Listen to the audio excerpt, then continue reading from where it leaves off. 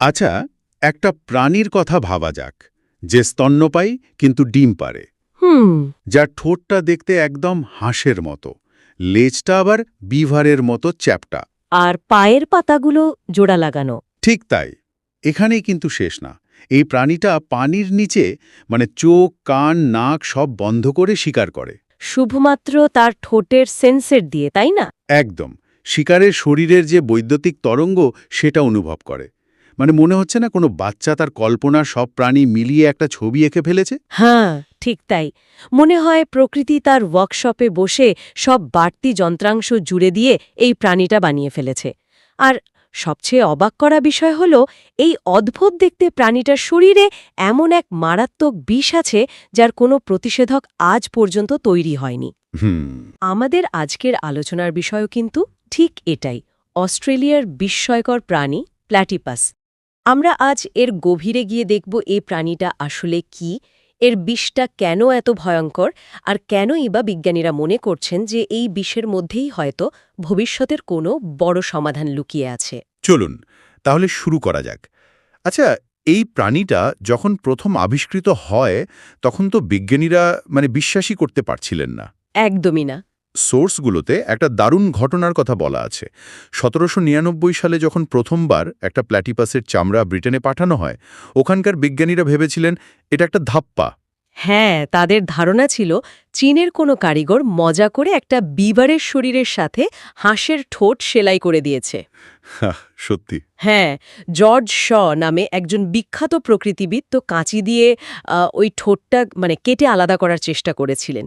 তিনি প্রায় নিশ্চিত ছিলেন যে ওটা সেলাই করা। তারপর? কিন্তু যখন দেখলেন যে ঠোঁটটা আসলেই শরীরের অংশ, তখন তো বিজ্ঞান জগতে একটা রীতিমতো হইচই পড়ে যায়। স্তন্যপায়ী প্রাণের সংজ্ঞাই যেন নতুন করে লিখতে হচ্ছিল। স্তন্যপায়ী কিন্তু ডিম পারে, আবার বাচ্চাদের দুধও খাওয়ায়। কিন্তু কোনো স্তনবৃন্ত বা নিপল নেই, চামড়া থেকেই দুধ চুইয়ে পড়ে। মানে বিবর্তনের ইতিহাসে এর মতো অদ্ভুত উদাহরণ সত্যিই খুব কম আছে। আর এর জীবনযাত্রাও তো কম অদ্ভুত না। অস্ট্রেলিয়ার মিঠা পানির নদী বা খালে থাকে, দিনের বেলা গর্তে লুকিয়ে থাকে, আর রাতে শিকারে বেরোয়। ঠিক। ওই যে বলছিলাম পানির নিচে সব ইন্দ্রিয় বন্ধ করে শিকার করা, এটা কিভাবে সম্ভব?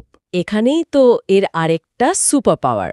এর চ্যাপ্টা ঠোঁটটা শুধু দেখতেই অদ্ভুত নয়, ওটা আসলে একটা অত্যন্ত সংবেদনশীল সেন্সর। ও। এর মধ্যে হাজার হাজার ইলেকট্রো রিসেপ্টর আর ম্যাকানো রিসেপ্টর আছে। যখন কোনো চিংড়ি বা পোকা পানির নিচে নড়াচড়া করে, তাদের মাংসপেশির সংকোচনের ফলে একটা খুব দুর্বল বৈদ্যুতিক ক্ষেত্র তৈরি হয়। আচ্ছা। প্ল্যাটিপাসের ঠোঁট সেই তরঙ্গটা ধরে ফেলে, অর্থাৎ এটা আক্ষরিক অর্থেই প্রাণের স্পন্দন দেখতে পায়। এই ক্ষমতাটা এতটাই নিখুঁত যে কাদার নিচে লুকিয়ে থাকা শিকারও এরা খুঁজে বের করতে পারে। অবিশ্বাস্য। প্রকৃতি একে টিকে থাকার জন্য এমন সব ক্ষমতা দিয়েছে যা আমাদের কল্পনারও বাইরে। কিন্তু এই শান্ত লাজুক প্রাণীর একটা ভয়ঙ্কর দিকও তো আছে। এর বিষ। হ্যাঁ, এর বিষ। আর সোর্সগুলো বলছে এই বিষটা নাকি শুধুমাত্র পুরুষ প্ল্যাটিপাসে থাকে। এটা কেন? ঠিক ধরেছেন, এটা একটা খুব গুরুত্বপূর্ণ পয়েন্ট। স্ত্রী প্ল্যাটিপাসের এই ক্ষমতা নেই। শুধুমাত্র পুরুষ প্ল্যাটিপাসের পেছনের পায়ের গোড়ালির কাছে একটা করে ফাঁপা, ধারালো কাঁটা বা স্পর থাকে। ওহ, আচ্ছা। এই স্পরটা একটা নালীর মাধ্যমে বিষগ্রন্থির সাথে যুক্ত, আর এই বিষের ব্যবহারটাও খুব নির্দিষ্ট। এটা শিকার ধরার জন্য বা অন্য কোনো প্রাণীর থেকে বাঁচার জন্য নয়। তাহলে? এর কাজটা কি? এর একমাত্র উদ্দেশ্য হল প্রজনন মৌসুমে অন্য পুরুষ প্রতিদ্বন্দ্বীদের সাথে লড়াই করা। ও, নিজেদের মধ্যেই? হ্যাঁ, বসন্তকালে যখন এলাকা আর সঙ্গীর জন্য পুরুষের মধ্যে প্রতিযোগিতা চরমে ওঠে, তখন তারা একে অপরকে ঘায়েল করার জন্য এই বিষাক্ত স্পার ব্যবহার করে। আর মজার ব্যাপার হলো, বছরের অন্য সময়ে এদের বিষগ্রন্থিগুলো প্রায় নিষ্ক্রিয় থাকে, কিন্তু প্রজনন মৌসুম এলেই সেগুলো সক্রিয় হয়ে ওঠে, আর বিষের উৎপাদন, কার্যকারিতা দুটোই বহুগুণ বেড়ে যায়। তার মানে এটা পুরোপুরি একটা অভ্যন্তরীণ লড়াইয়ের অস্ত্র। কিন্তু যদি কোনোভাবে মানুষের শিকার হয়, সোর্সগুলোতে কয়েকজনের অভিজ্ঞতা তুলে ধরা হয়েছে। পড়লে গায়ে কাঁটা দেয়। হ্যাঁ, দেয়। বলা হচ্ছে এর যন্ত্রণা নাকি ভাষায় প্রকাশ করার মতো না। একজন প্রাক্তন সৈনিক, যিনি যুদ্ধে আহতও হয়েছিলেন, তিনি বলেছেন প্ল্যাটিপাসের বিষের যন্ত্রণা তার পাওয়া যে কোনো আঘাতের চেয়েও ভয়ঙ্কর ছিল। হ্যাঁ, এর কারণ হল বিষটা যেভাবে কাজ করে। দেখুন, বেশিরভাগ বিষ, যেমন ধরুন সাপের বিষ, রক্তকে জমাট বাঁধিয়ে দেয় বা মাংসপেশিকে পচিয়ে ফেলে। কিন্তু প্ল্যাটিপাসের বিষ এসবের কিছুই করে না। এটা সরাসরি আমাদের স্নায়ুতন্ত্র বা নার্ভাস সিস্টেমের ওপর আক্রমণ চালায়। নার্ভাস সিস্টেমের উপর? একদম। আমাদের শরীরে ব্যথা অনুভব করার জন্য যে স্নায়ু কোষ বা নিউরন থাকে, যেগুলোকে নসিসেপ্টর বলা হয়, এই বিষ সেই কোষগুলোকে সরাসরি উত্তেজিত করে দেয়। একটু সহজ করে বললে ব্যাপারটা ঠিক কেমন দাঁড়ায়? ধরুন আপনার শরীরের অ্যালার্ম সিস্টেমটা হলো এই নসিসেপ্টরগুলো। কোথাও আঘাত লাগলে এই অ্যালার্ম বেজে ওঠে আর আপনার মস্তিষ্ক ব্যথার সিগন্যাল পায়। আচ্ছা। প্ল্যাটিপাসের বিষ এই অ্যালার্ম সিস্টেমটাকে হাইজ্যাক করে ফেলে। এটা স্নায়ু কোষের ওপর এমনভাবে কাজ করে যে কোষগুলো কোনো কারণ ছাড়াই, মানে পাগলের মতো, মস্তিষ্কে ব্যথার সিগন্যাল পাঠাতে থাকে। ও মাই গড! আর এই সিগন্যাল এতটাই তীব্র আর লাগাতার হয় যে শরীর একটা অসহনীয় দীর্ঘস্থায়ী যন্ত্রণার মধ্যে চলে যায়। আক্রান্ত স্থানটা সঙ্গে সঙ্গে ভুলে যায় আর প্রচণ্ড জ্বালা শুরু হয়। আর এ কারণেই কি মরফিনের মতো শক্তিশালী ব্যথানাশকও এতে কাজ করে না? এটা তো অবিশ্বাস্য। ঠিক তাই। কারণ মরফিন কাজ করে মস্তিষ্কে। এটা ব্যথার অনুভূতিকে ভোঁতা করে দেয়। কিন্তু প্ল্যাটিপাসের বিষ তো কাজ করছে স্নায়ুতন্ত্রের একেবারে উৎসে। মানে গোড়াতে? একদম। ব্যাপারটা এমন যে আপনার বাড়ির ফায়ার অ্যালার্মটা বেজেই চলেছে আর আপনি কানে তুলা দিয়ে শব্দটা কমানোর চেষ্টা করছেন। এতে সাময়িক আরাম হয়তো মিলবে, কিন্তু অ্যালার্মটা তো বন্ধ হচ্ছে না। বুঝতে পারছি। এই বিষ স্নায়ু কোষগুলোকে এমনভাবে চালু করে দেয় যে প্রচলিত কোনো পেইন কিলারই সেই সিগন্যালকে থামাতে পারে না। আর সবচেয়ে ভয়ঙ্কর ব্যাপার হলো এই ব্যথা কয়েক সপ্তাহ, এমনকি কয়েক মাস পর্যন্ত থাকতে পারে। কয়েক মাস? এটা তো একটা দুঃস্বপ্নের মতো। তাহলে এখানে সবচেয়ে বড় প্রশ্নটা চলেই আসে। ২১ শতকে দাঁড়িয়ে যেখানে আমরা সাপের বিষের মতো মারাত্মক বিষেরও অ্যান্টিভেনম তৈরি করে ফেলেছি, সেখানে এই প্ল্যাটিপাসি বিষের কোনো প্রতিষেধক কেন নেই? এটাই এই বিষের সবচেয়ে বড় রহস্য এবং বিজ্ঞানীদের জন্য সবচেয়ে বড় চ্যালেঞ্জ। এর পেছনে বেশ কয়েকটা কারণ আছে। প্রথম এবং প্রধান কারণ হলো এর রাসায়নিক গঠন। রাসায়নিক গঠন? হ্যাঁ, এটা কোনো সাধারণ বিষ নয়। এটা একটা অত্যন্ত জটিল রাসায়নিক ককটেল। সোর্সগুলো অনুযায়ী বিজ্ঞানীরা এই বিষে কমপক্ষে ১৯ ধরনের আলাদা রাসায়নিক উপাদান শনাক্ত করেছেন এবং ধারণা করা হয় এর সংখ্যা আরও বেশি হতে পারে। ১৯টা? তার মানে তো এর যে কোনো একটা উপাদানের বিরুদ্ধে অ্যান্টিবডি তৈরি করলেই কাজ হবে না, পুরো ককটেলটাকেই নিষ্ক্রিয় করতে হবে। ঠিক তাই। আর এখানেই দ্বিতীয় সমস্যাটা। এই ককটেলের বেশিরভাগ উপাদানই বিজ্ঞানের কাছে সম্পূর্ণ নতুন। নতুন মানে? মানে এগুলো অন্য কোনো প্রাণীর বিশ্বে আগে কখনো দেখা যায়নি। ফলে এদের কোনো নাম পর্যন্ত দেওয়া সম্ভব হয়নি। বিজ্ঞানীরা জানেনই না যে এই অণুগুলো ঠিক কী বা কিভাবে কাজ করে। এর মধ্যে এমন এক ধরনের অ্যামাইনো অ্যাসিডের গঠন পাওয়া গেছে যা প্রাণী জগতে প্রায় অনুপস্থিত। তার মানে প্রতিষেধক তৈরির যে প্রচলিত পদ্ধতি, মানে বিষের গঠন বুঝে তার বিরুদ্ধে অ্যান্টিবডি তৈরি করা, সেটা এখানে প্রায় অসম্ভব। একদম। কারণ আমরা তো শত্রুকে ঠিকমতো চিনিই না। শত্রুর গঠন, তার অস্ত্র এসব না জানলে তার বিরুদ্ধে প্রতিরক্ষা তৈরি করবেন কিভাবে? এর সাথে আরেকটা বাস্তব সমস্যাও আছে। প্ল্যাটিপাস খুব লাজুক প্রাণী। এরা মানুষের সংস্পর্শেই আসে না। ফলে মানুষের আক্রান্ত হওয়ার ঘটনা বছরে হয়তো হাতে গোনা কয়েকটা ঘটে, যা গবেষণার জন্য যথেষ্ট নয়। ঠিক। এই বিরল ঘটনার কারণে দুটো সমস্যা হয়। এক, গবেষণার জন্য পর্যাপ্ত পরিমাণে বিষের নমুনা সংগ্রহ করা অত্যন্ত কঠিন।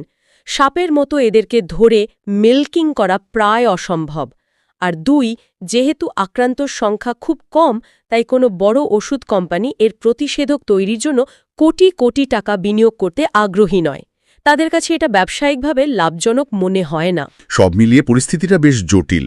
একদিকে এক ভয়ঙ্কর প্রতিষেধকহীন বিষ, আর অন্যদিকে এর জটিল গঠন আর গবেষণার সীমাবদ্ধতা। কিন্তু সোর্সগুলো বলছে এখানে এই গল্পটা একটা দারুণ মোড় নেয়। হ্যাঁ, নেয়। এই ভয়ঙ্কর বিষই নাকি ভবিষ্যতে চিকিৎসাবিজ্ঞানের জন্য আশীর্বাদ হয়ে উঠতে পারে। নিঃসন্দেহে। আর এখানেই তো বিজ্ঞানের সৌন্দর্য। যা আপাতদৃষ্টিতে ধ্বংসাত্মক, তার মধ্যেই হয়তো সৃষ্টির বীজ লুকিয়ে থাকে।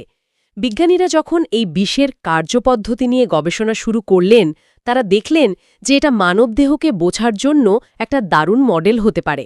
বিশেষ করে দুটো ক্ষেত্রে যুগান্তকারী সম্ভাবনার কথা বলা হচ্ছে। প্রথমটা নিশ্চয়ই ব্যথা নিরাময়ের সাথে সম্পর্কিত, যেহেতু এটা এত তীব্র ব্যথা তৈরি করে। একদম ঠিক ধরেছেন। যেহেতু এই বিষ স্নায়ুতন্ত্রকে আক্রমণ করে তীব্র এবং দীর্ঘমেয়াদী ব্যথা তৈরি করে, তাই এর কার্যপদ্ধতিকে যদি আমরা পুরোপুরি বুঝতে পারি, তাহলে মানুষের ক্রনিক পেন বা দীর্ঘস্থায়ী ব্যথার রহস্য উন্মোচন করা সম্ভব। আচ্ছা, পৃথিবীতে লক্ষ লক্ষ মানুষ আর্থ্রাইটিস, নার্ভ ড্যামেজ বা ক্যান্সারের কারণে ক্রনিক পেনে ভোগেন, যার কোনো স্থায়ী চিকিৎসা নেই। প্ল্যাটিপাসের বিষ ঠিক কোন কোন পেন রিসেপ্টরকে টার্গেট করে সেটা জানতে পারলে বিজ্ঞানীরা হয়তো এমন ওষুধ তৈরি করতে পারবেন যা নির্দিষ্টভাবে সেই চ্যানেলগুলোকে ব্লক করে দেবে। বাহ, মানে ব্যথার কারণ কি দিয়েই ব্যথার সমাধান খোঁজা, দারুণ একটা দিক। হ্যাঁ, আর দ্বিতীয় সম্ভাবনাটা তো আরও আশ্চর্যজনক, সেটা নাকি ডায়াবেটিসের সাথে জড়িত। হ্যাঁ, এবং এটা সম্ভবত সবচেয়ে যুগান্তকারী আবিষ্কার। গবেষকরা প্ল্যাটিপাসের বিষের মধ্যে এমন একটি পেপটাইড মানে প্রোটিনের ক্ষুদ্র অংশ খুঁজে পেয়েছেন যা মানুষের শরীরে ইনসুলিন নিঃসরণ নিয়ন্ত্রণ করতে সাহায্য করে। তাই নাকি? এই পেপটাইডটি মানুষের টাইপ 2 ডায়াবেটিসের চিকিৎসায় ব্যবহৃত GLP-1 নামক একটি হরমোনের মতো কাজ করে। GLP-1 হরমোনটার কাজ কি? যখন আমরা খাবার খাই তখন আমাদের অন্ত্র থেকে এই GLP-1 হরমোন নিঃসৃত হয়। এটা অগ্ন্যাশয়কে সিগন্যাল দেয় যে শরীরে চিনি এসেছে, এবার ইনসুলিন তৈরি করো। আচ্ছা, টাইপ 2 ডায়াবেটিস রোগীদের ক্ষেত্রে এই প্রক্রিয়াটা ঠিকমতো কাজ করে না। বাজারে যে ওষুধগুলো পাওয়া যায় সেগুলো এই GLP-1 হরমোনের অনুকরণেই তৈরি, কিন্তু এখানে একটা বড় সমস্যা আছে। কি সমস্যা? মানুষের শরীরে প্রাকৃতিক GLP-1 হরমোনটা খুব অস্থিরশীল, মানে এটা কয়েক মিনিটের মধ্যেই ভেঙে যায়। আর এখানেই প্ল্যাটিপাসের বিষের কেরামতি। ঠিক ধরেছেন। বিজ্ঞানীরা দেখেছেন প্ল্যাটিপাসের বিষে থাকা ওই বিশেষ পেপটাইডটি GLP-1 এর মতোই কাজ করে, কিন্তু এটা অবিশ্বাস্য রকম স্থিতিশীল এবং দীর্ঘস্থায়ী। কতটা দীর্ঘস্থায়ী? এটা ঘন্টার পর ঘন্টা, এমনকি দিনের পর দিন ধরেও কার্যকর থাকতে পারে।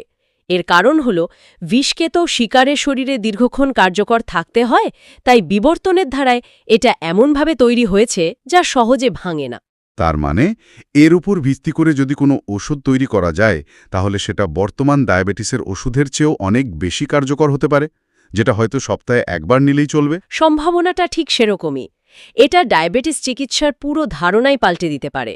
যে বিষ একসময় অসহনীয় যন্ত্রণার কারণ ছিল, সেটাই হয়তো একদিন লক্ষ লক্ষ ডায়াবেটিস রোগীর জন্য একটা উন্নত জীবনযাপনের চাবিকাঠি হয়ে উঠবে। প্ল্যাটিপাসকে তাই এখন বিজ্ঞানীরা প্রকৃতির জীবন্ত ল্যাবরেটরি হিসেবে দেখছেন। একদম। তাহলে আজকের এই গভীর আলোচনা থেকে আমরা যা পেলাম তা হল প্ল্যাটিপাস শুধু বিবর্তনের এক অদ্ভুত খেয়াল নয়, এর পরিচয় যতটা বিস্ময়কর, এর বিষ ঠিক ততটাই ভয়ঙ্কর এবং রহস্যময়। কিন্তু সেই ভয়ঙ্কর বিষের মধ্যেই লুকিয়ে আছে ক্রনিক পেন এবং ডায়াবেটিসের মতো কঠিন রোগের যুগান্তকারী চিকিৎসা সম্ভাবনা। হ্যাঁ, এক কথায় রহস্য আর সমাধানের এক অবিশ্বাস্য প্যাকেজ। আর এই আলোচনা শেষে একটা বড় প্রশ্ন কিন্তু আমাদের ভাবায়, তাই না? কি প্রশ্ন? প্রকৃতিতে যা কিছুকে আমরা সবচেয়ে অদ্ভুত, রহস্যময় বা বিপজ্জনক বলে মনে করি, তার মধ্যে কি মানবজাতির জন্য সবচেয়ে বড় কোনো সমাধান লুকিয়ে থাকে? প্ল্যাটিপাসের বিষ যদি সত্যিই একদিন মানুষের জীবন বাঁচাতে পারে, তাহলে অ্যামাজনের গহীনে থাকা কোনো অজানা ব্যাঙের চামড়ায় বা গভীর সমুদ্রের কোনো বিচিত্র প্রাণীর দেহে আরও কত অজানা রহস্য হয়তো আমাদের ভবিষ্যতের পথ দেখানোর জন্য নীরবে অপেক্ষা করছে। এই প্রশ্নটাই হয়তো আমাদের প্রকৃতিকে আরও সম্মান করতে আর এর রহস্য উন্মোচনে আরও বেশি অনুসন্ধিৎসু হতে অনুপ্রাণিত করবে। একদম।